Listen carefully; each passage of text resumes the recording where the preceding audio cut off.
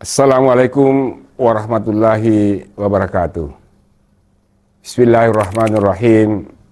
Alhamdulillahirabbil alamin. Nahmaduhu wa nasta'inuhu wa nastaghfiruhu wa na'udzubillahi min syururi anfusina wa min sayyiati a'malina. May yahdihillahu fala mudhillalah wa may yudlil fala hadiyalah.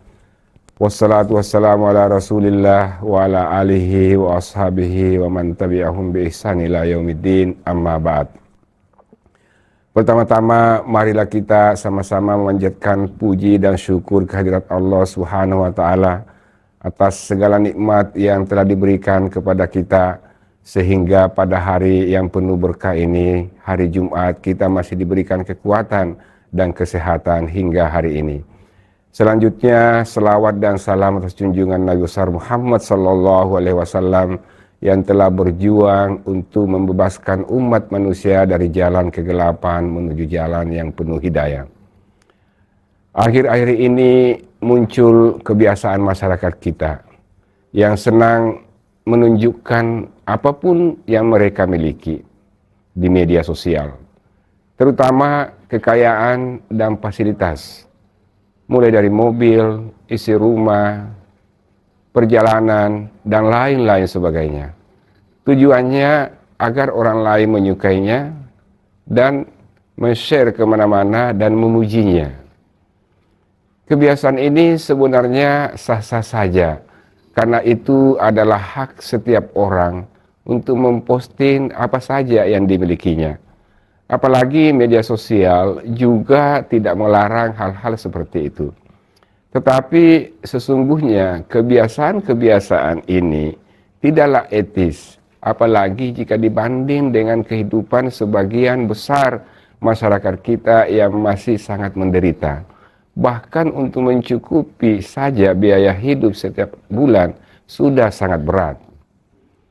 Islam tidak melarang orang jadi kaya, bahkan menganjurkannya agar berusaha semaksimal mungkin untuk bisa hidup layak, sehingga mampu membantu keluarganya dan orang-orang di sekitarnya. Bahkan Islam menganggap hal-hal seperti ini, misalnya bekerja keras untuk membahagiakan keluarga dan mencari nafkah, adalah bagian dari jihad dan ibadah. Tetapi pada waktu yang sama, Islam memerintahkan kita untuk membelanjakan sebagian dari harta kita di jalan Allah dan melarang kita untuk berlaku ria dan menyombongkan diri, apalagi menganggap diri kita sudah memiliki segalanya. Dan yang paling parah, jika sudah menganggap orang lain tidak memiliki apa-apa dan menganggap rendah orang lain hanya karena tidak memiliki apa-apa.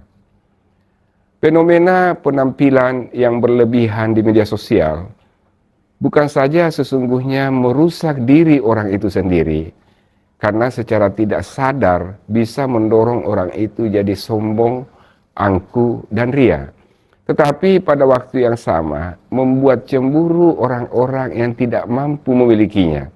Akibatnya membuat orang yang tidak mampu terdorong untuk melakukan segala cara untuk bisa seperti mereka yang disaksikan di media sosial.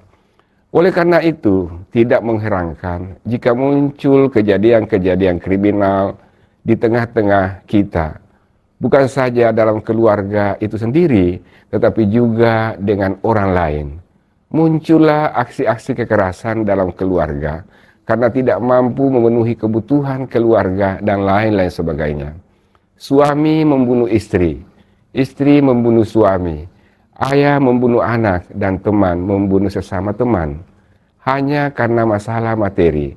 Dan yang lebih parah lagi adalah ia nekat bunuh diri hanya karena hutang bertumpuk, gara-gara untuk memenuhi kebutuhan biar bisa seperti orang lain.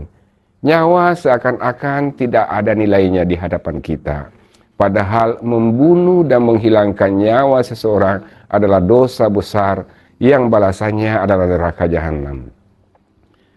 Terkait dengan harta ini, Allah Subhanahu wa taala dalam Al-Qur'an berfirman, A'udzubillahi minasyaitonirrajim, bismillahirrahmanirrahim.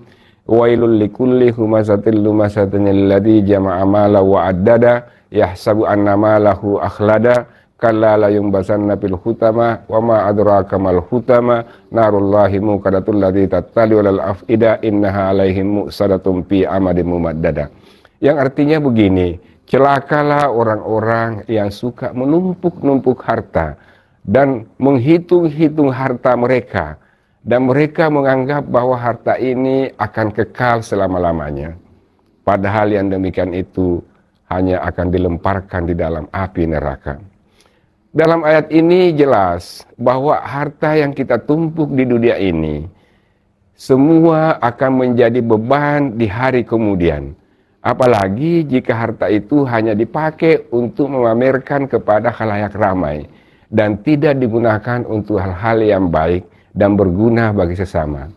Selain harta akan menjadi beban besar bagi kita nanti di hari kemudian, juga Allah akan mempertanyakan kepada kita semuanya tentang apa yang kita miliki dan dari mana kita dapatkan dan kemana kita belanjakan.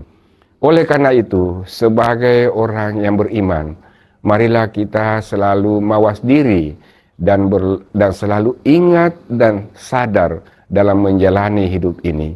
Janganlah kita menjadikan dunia ini sebagai yang dominan dalam diri dan jiwa kita, tetapi jadikanlah kehidupan akhirat juga bagi yang penting dalam hidup kita ini, sebagaimana yang sering kita lantungkan dalam doa kita bersama kita setiap usai salat, wala taj'alud dunya akbaru hammuna, dan janganlah jadikan dunia itu sebagai bagian yang paling dominan dalam hidup saya.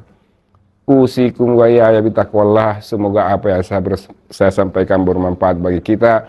Wassalamualaikum warahmatullahi wabarakatuh.